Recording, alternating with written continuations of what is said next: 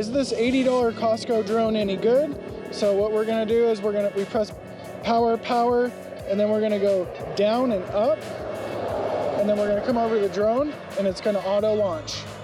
We're recording.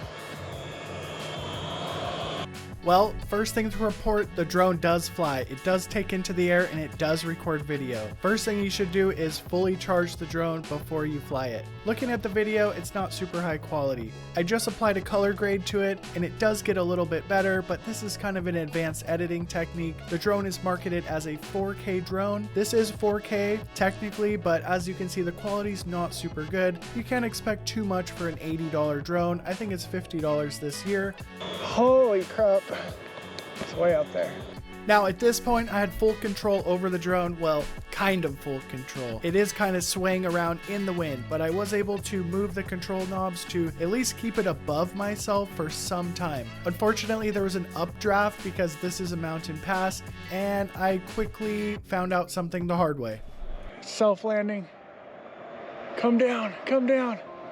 No! No! No! No! I just lost $70.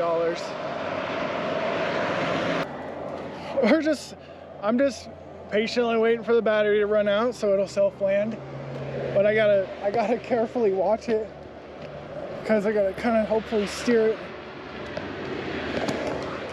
After losing connection with the controller, basically the drone was just up there flying itself. I was just patiently waiting on the bottom, just seeing what was going to happen. I was almost certain I was going to lose $70, but keep watching to find out. After about 20 minutes of waiting on the ground, holding the controller in the direction of myself, hoping to recover this drone, I seemed to regain connection with the drone.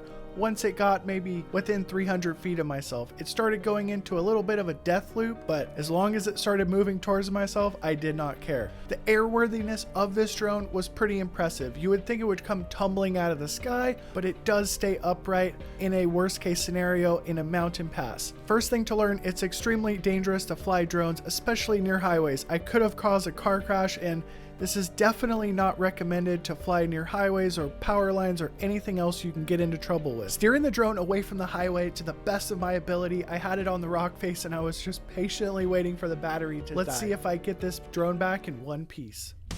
Okay, it's over there and about to crash into the mountain. And the battery's still freaking going like 10 minutes later.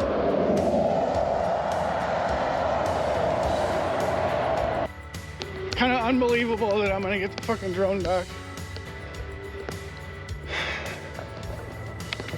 I cannot believe I got this back. This thing is so hazardous. Like, it could have caused a car crash.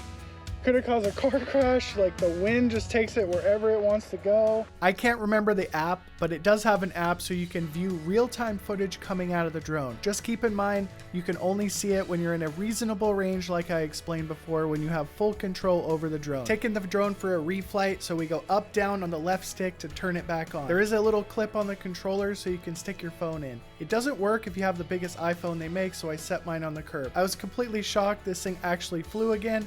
I know a lot of people lost these on their first flight, so I'm a super lucky guy.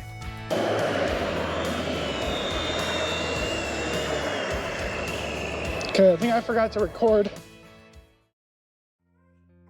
Third flight on my Aeronautics Ascend drone. Every flight you're like, am I gonna get this thing back? You just never know. A more responsible area to fly this drone. First thing we need to realize, the camera is in a fixed angle, so you have to point it in the direction you want. Now, this drone is very fun, but keep in mind it's a little bit erratic and it kind of has a mind of its own. Like, sometimes it works good and sometimes it just does whatever it wants to do.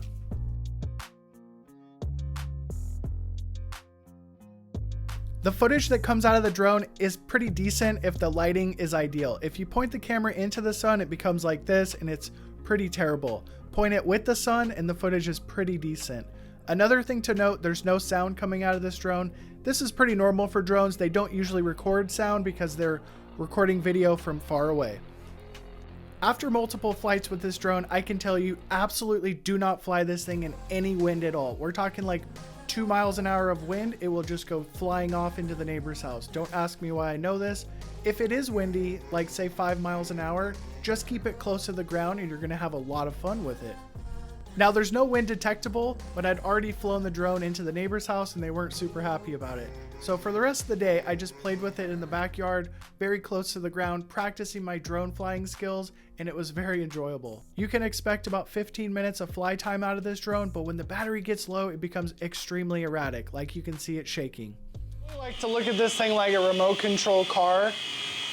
Super dangerous, so like don't fly it where you can hit cars or trees or people, you know. All that being said, would I recommend this drone? 100%, because you may find your passion for videography or drone flying. So definitely pick it up and try drone flying for a cheap price.